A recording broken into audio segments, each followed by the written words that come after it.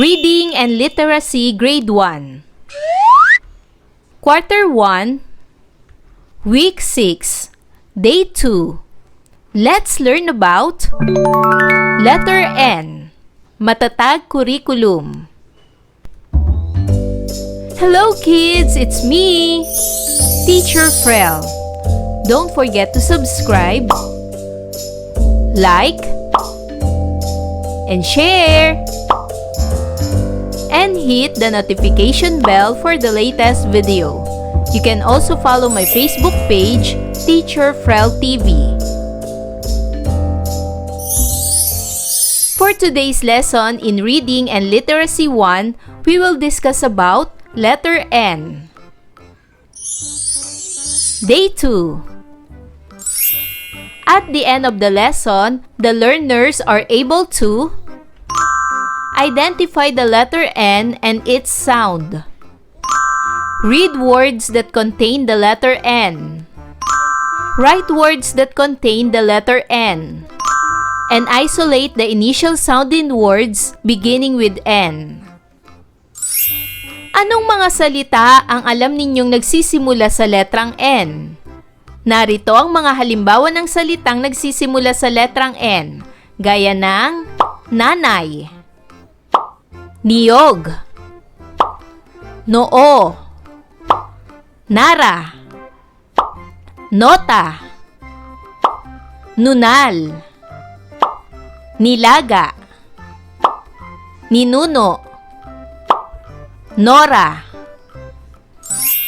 Ngayong araw, pag-aaralan natin ang letrang N, ang tunog nito at ang mga salitang nagsisimula sa letrang N. Maaari ba ninyong ibahagi ang inyong mga karanasan o kwento? Ngayon, isipin ninyo ang inyong kakilala, isang lugar, o isang gamit na nagsisimula sa N. Narito ang mga halimbawa. Halimbawa, kakilala ninyo na nagsisimula ang pangalan sa N, gaya ng nanay, Nico, ninang, ninong. Ang mga pangalang ito ay nagsisimula sa letrang N. Halimbawa naman, kilala ninyong lugar na nagsisimula ang pangalan sa letrang N, gaya ng Saniyugan, Sanipa, Sanayon, Sanaik, at mga gamit na nagsisimula ang pangalan sa letrang N. Halimbawa, nail cutter, notebook. Ito ang titik N. Ito ang malaking letrang N at ito naman ang maliit na letrang N. Ang tunog nito ay Sabihin nyo nga mga bata, letrang N. Ang tunog nito ay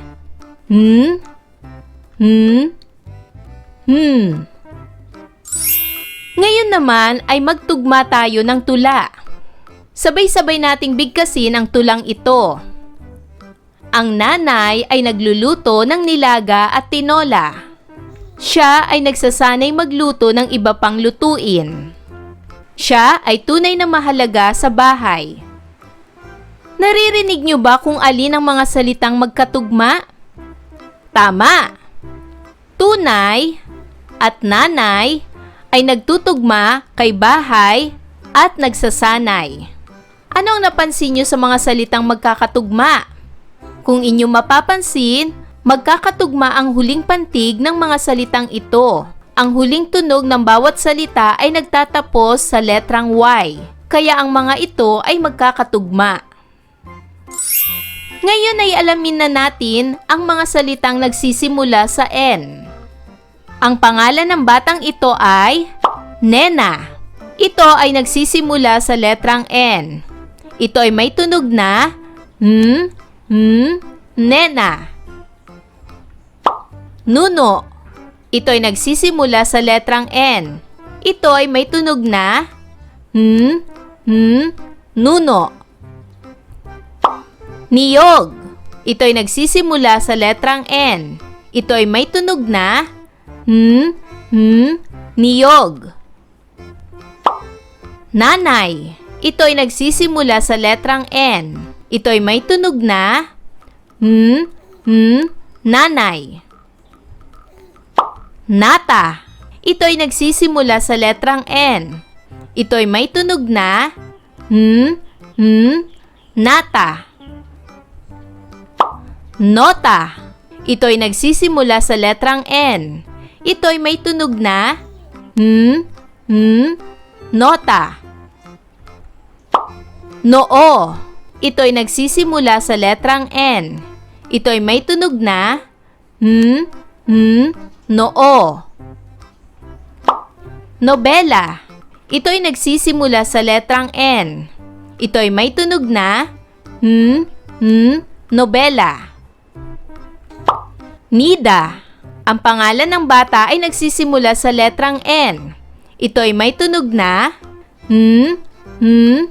Nida. Ninyo. Ang pangalan ng bata ay nagsisimula sa letrang N. Ito ay may tunog na Ninyo. Ngayon naman ay hatiin natin ang mga salita sa pamamagitan ng pagpapantig nito. Nobela. Ang salitang nobela ay may tatlong pantig. No, be, la. Niyog. Ang salitang niyog ay may dalawang pantig. Ni, yog. Nanay. Ang salitang nanay ay may dalawang pantig. Na, nay. Narito ang tamang pagsulat ng malaki at maliit na letrang N. Unahin natin ang malaking letrang N. Maari natin itong bilangin habang isinusulat. Malaking letrang N. 1, 2, 3. Isulat naman natin ang maliit na letrang N. Bilangin natin. 1, 2. Ulitin natin mga bata. Malaking letrang N. 1, 2, 3. Maliit na letrang N. 1, 2.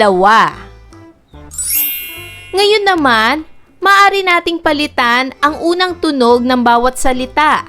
Magpalit tayo ng unang tunog sa nuno upang makagawa tayo ng bagong salita.